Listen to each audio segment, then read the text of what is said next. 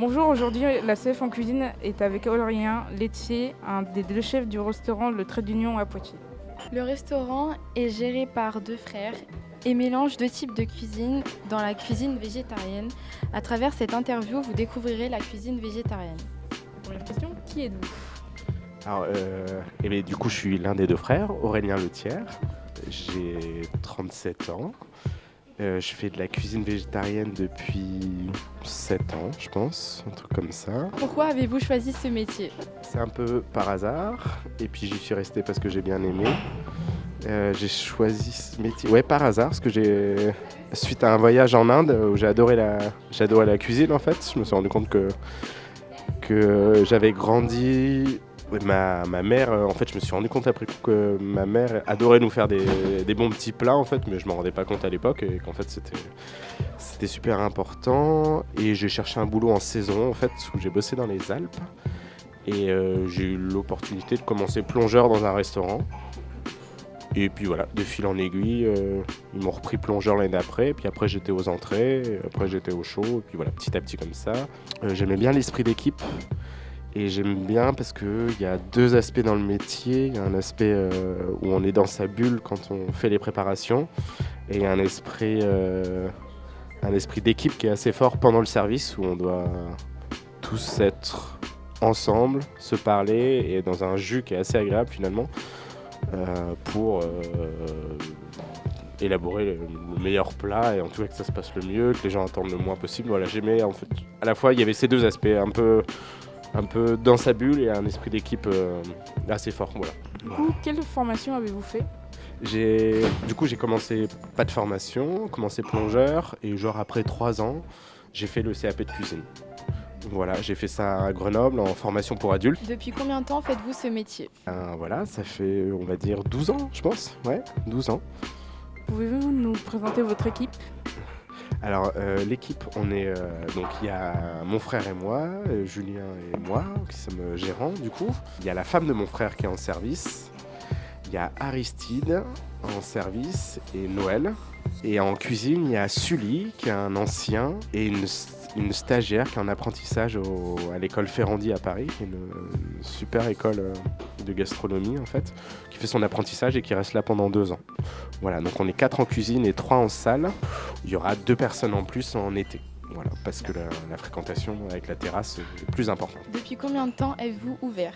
On a ouvert le 17 décembre 2019. Donc 3 ans bien tassés. Que proposez-vous dans votre restaurant à la carte? Quelle est votre spécialité? Alors nous on a spécialité, j'en ai pas vraiment. En tout cas si c'est concernant la cuisine végétarienne, on change la carte tous les mois. Donc du coup j'ai pas de plat signature spécifiquement, un plat où j'adore faire. C'est une petite carte où on crée chacun deux plats différents. Au moment il y a un junk falafel, donc un falafel hyper généreux où tout est fait maison avec un pain pita maison, un coleslaw à la mayonnaise au piment d'Espelette et une poêlée de halloumi et champignons épinards. Là, moi je fais une cuisine où j'adore mélanger le chaud-froid. Je m'en suis rendu compte ici dans ce restaurant. Et là en ce moment il y a une tartiflette au cèpe et au girolles. Et après on a une cuisine aussi, on fait un peu des bowls là, c'est une cuisine un peu tendance, là, les pokéballs et Buddha bowls. On fait ça aussi, donc c'est plein de condiments un peu froids et frais. J'ai envie de dire mes assiettes sont assez généreuses, mais j'ai pas un plat plus particulièrement, ça correspond un peu à mon état d'esprit où j'aime bien changer, donc j'ai pas de plat vraiment signature. Non. Quelle est votre motivation par rapport à ces plats? La motivation, c'est que tout est fait maison.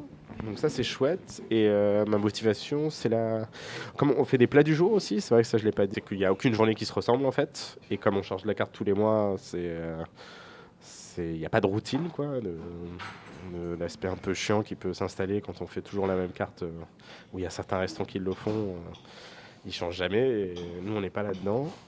Donc ma motivation c'est qu'il y a une très bonne ambiance sur le lieu du travail, donc on s'amuse bien et en même temps on travaille bien. Et la motivation c'est que les clients sont contents, donc ils nous le disent et ça nous on aime beaucoup. On aime beaucoup aller les voir en fin de repas. Ouais, un bel enthousiasme au travail justement. Ouais. En tout cas. Qu'est-ce que cela change dans votre manière de travailler? Plein de bon sens quoi avec les problématiques environnementales, ouais, ça me paraît du bon sens. Moi, j'ai commencé la cuisine végétarienne pour ça. À l'époque où je regardais plein de reportages sur le coût en eau, la destruction des sols, à manger de la viande, etc. Ça m'allait plus et je trouvais le milieu de la cuisine un peu arriéré quand on disait qu'on était végétarien. Donc ça m'a un peu renforcé en fait renforcé à vouloir apprendre de cette cuisine. Je me sentais bien dans ma basket en me disant que j'étais le petit colibri qui faisait sa part à essayer de développer la cuisine végétarienne. Après, assez rapidement, on a travaillé avec un maraîcher bio. Tout n'est pas bio, il y a des trucs à améliorer. Après, on est un peu pris dans la balance. Là, on est sur du saumon, par exemple, dans le Pokéball, parce qu'il y a à la fois un aspect un peu simple, mais qui me dérange de plus en plus. Avant, je mettais de l'avocat, par exemple, et moi, ça me dérange maintenant, j'en mets plus. Voilà, c'est une petite démarche qui se met petit à petit en place avec une réalité entre le coût d'une. Est-ce qu'une pêche peut être responsable d'ailleurs? Enfin, oui, mais c'est pas évident au niveau coût quand on. Est-ce qu'on peut vendre une assiette, un Pokéball 20 € parce qu'on a un truc responsable? C'est un truc qui se met petit à petit en place. Donc, de faire cette cuisine, moi, m'apporte un sacré bonheur en fait, un sacré bonheur en me disant, voilà, je fais ma part. En tout cas, je fais ma part de citoyen pour éviter de et puis la cuisine traditionnelle c'est une cuisine hyper bourgeoise dans l'histoire de la gastronomie française quoi, avec le rôti autour je sais pas les purées, les petits légumes tournés etc, où tout la viande est au centre du repas du plat quoi, et moi ça me dérangeait de plus en plus. Comment gérez-vous les cuisines du restaurant? Du mieux qu'on peut. Du mieux qu'on peut. Comment on gère une journée classique? Disons qu'on arrive le matin, on sait déjà si on va être plus ou moins complet en fonction des appels. On entend le téléphone sonner, donc nous on adapte notre production en fonction de ça. Après, on suit les règles d'hygiène classiques, où dès que c'est la fameuse règle du J+3, dès qu'on a une préparation qui est faite et qui a dépassé le plus 3 jours après sa production, on jette. On jette en fait pour ainsi dire rien, parce qu'en fait on arrive à. C'est tout l'art de créer ça, de pas trop produire pour arriver à écouler son stock. On a des restes, on les refile à mes poules. Voilà, et puis répartition des tâches. Les rôles doivent être. On peut pas être partout individuellement, donc on se répartit on se prend 5 minutes le matin à se dire moi je fais ça, toi tu fais ça, et puis voilà comment une journée type se passe. Et on va faire les courses tous les jours. Tous les jours, on va à métro où on se fait livrer en légumes 2 fois par semaine. Donc ça, on arrive comme ça se garde. Voilà. Qu'espérez-vous pour l'avenir du restaurant? Moi, j'aimerais beaucoup que tout passe en bio. Ça serait vraiment mon objectif. J'adorerais arrêter de travailler les doubles services. Je trouve ça hyper fatigant sur le long terme. Je trouve qu'on n'a pas trop de vie en fait. C'est un métier passion, mais voilà, moi ça serait de bosser moins. J'adorerais que la fiscalité des restaurants soit améliorée pour qu'on puisse avoir par exemple 2 équipes et que les gens trouvent une vie, parce qu'on a de la chance d'avoir des grands malades qui adorent bosser, et quand le resto il n'y a personne, ils sont pas contents, donc ils adorent leur métier. Mais moi je reste persuadé, enfin voilà, moi l'objectif ça serait de moins travailler pour mieux être dans mon boulot et mieux être dans ma vie aussi. Voilà, je le trouve passionnant et un peu usant malheureusement. Moi je me réveille à 7h et je suis rentré à la maison à 11h30, et ça c'est en hiver. Donc ça fait une amplitude assez. On a 2 heures de pause le midi. Voilà. Moi c'est ça qui me dérange un peu en ce moment. Ouais, et du bio. Vraiment être en bio. J'ai envie de dire, là on est genre, je sais pas, j'aimerais que la viande soit bio. Après c'est pas moi qui décide la viande, c'est mon frère. Pouvez-vous nous parler des conditions de travail, du recrutement et des Ouais. horaires? Voilà, conditions de travail, c'est ce que je disais un petit peu avant. Donc grosse amplitude horaire. On commence la petite journée, on se fait un petit café, on rigole, et puis après on se met au boulot. En gros, on commence vers 9h, on finit vers 14h30. Ça c'est les heures d'hiver, parce qu'en été on augmente tout d'1 heure. On commence au moins 1 heure plus tôt et on finit 1 heure plus tard le midi. Et le soir, on réattaque à 18 et on finit entre 22h30 et on va dire aux environs de 22h30, 11h.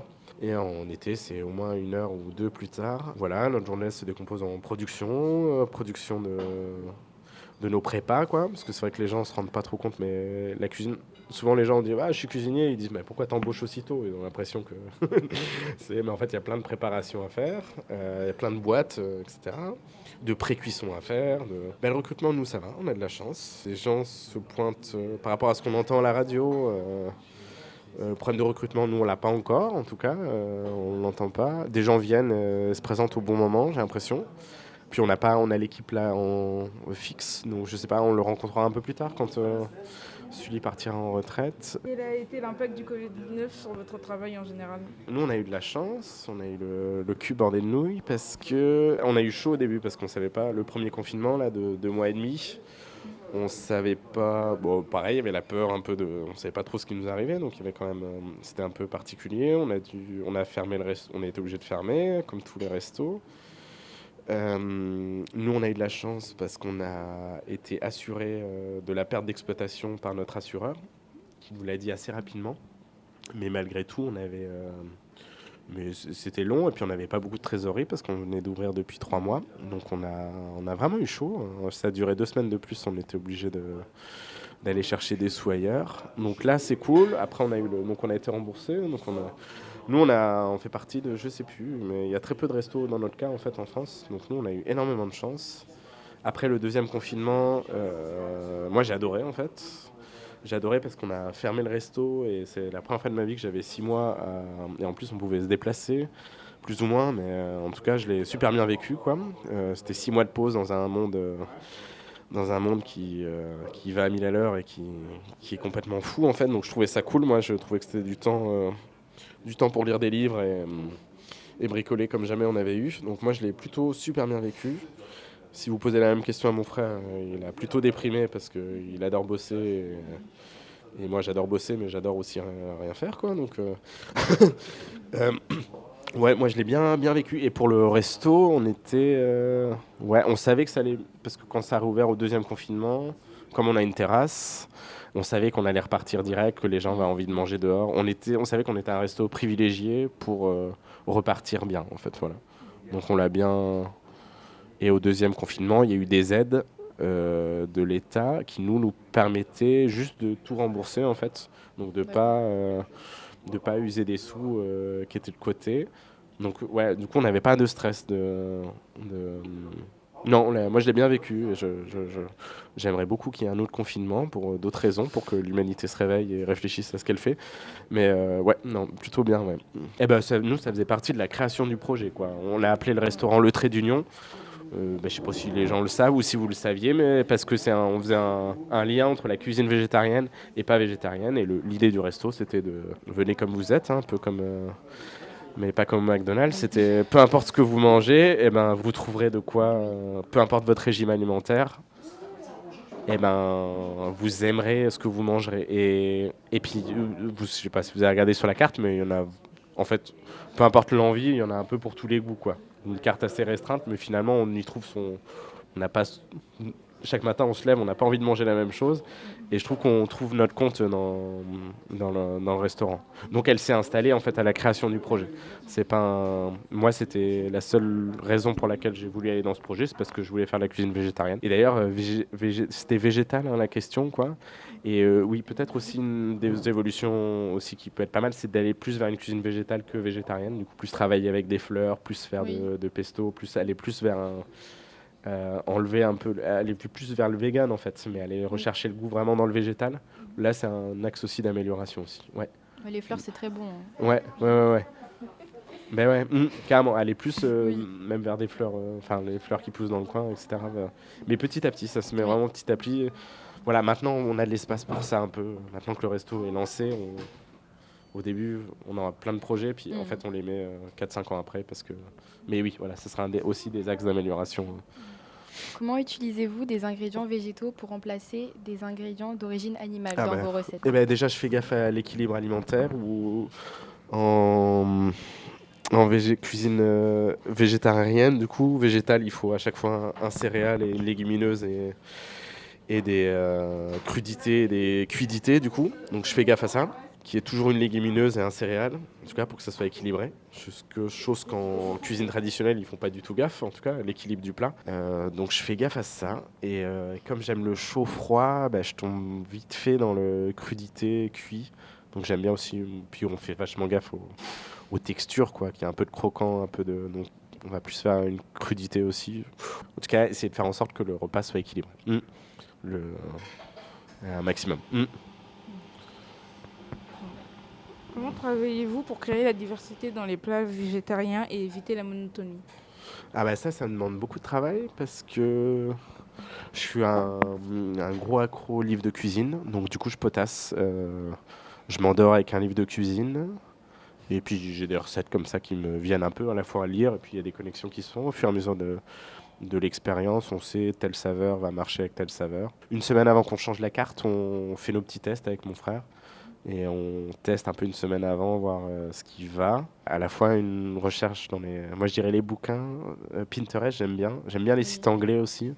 Les sites anglais pour la cuisine végétarienne, ils sont vachement plus en avance que... Oui. En France. Ouais, ouais, vraiment, hein. Et en vegan aussi. Quel conseil donneriez-vous à quelqu'un qui souhaite rajouter plus de plats végétariens à sa carte? Quel conseil je donnerais?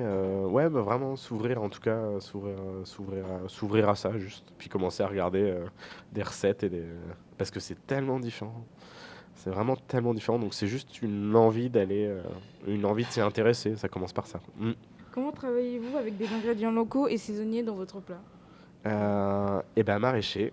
En fait c'est nos légumes qui sont locaux et de saison. Bah ouais, parce que maraîcher, on l'appelle au moment du changement de carte, une semaine avant, on lui demande ce qu'il va avoir pendant un mois, et puis nous on fait notre carte en fonction de ça. Quels sont les plats que vous aimez le plus cuisiner et pourquoi? Moi j'adore les pâtes, c'est le truc tout bête, hein, c'est pas non plus, et j'évite d'en faire au resto parce que c'est un peu la facilité, mais des fois en fait on se rend compte que ça fait plaisir aux gens de manger un bon plat de pâtes. Et j'adore les champignons, j'adore la cuisine asiatique là, avec leur dashi, là, leur bouillon à base d'une algue Mm. et de soja, et c'est vraiment, je trouve que c'est super bien. Donc une grosse influence de cuisine asiatique. Je pense que j'aurais aimé bosser dans un resto asiatique d'ailleurs pour perfectionner tout ça. Quelle est la chose la plus importante que vous avez appris en tant que chef cuisinier? Et ben de rester concentré sur son travail, et pas d'être de rester un peu dans sa bulle, c'est vrai, plutôt que d'observer. Au début, quand moi c'était la première expérience de gérant, et j'avais un peu l'impression de plus regarder ce que les autres faisaient et de pas me concentrer sur moi, mon travail. Donc j'ai appris à ce que chacun ait des rôles, et j'ai appris à me détendre énormément. Travaillez-vous avec des ingrédients locaux et saisonniers pour faire attention à votre empreinte carbone?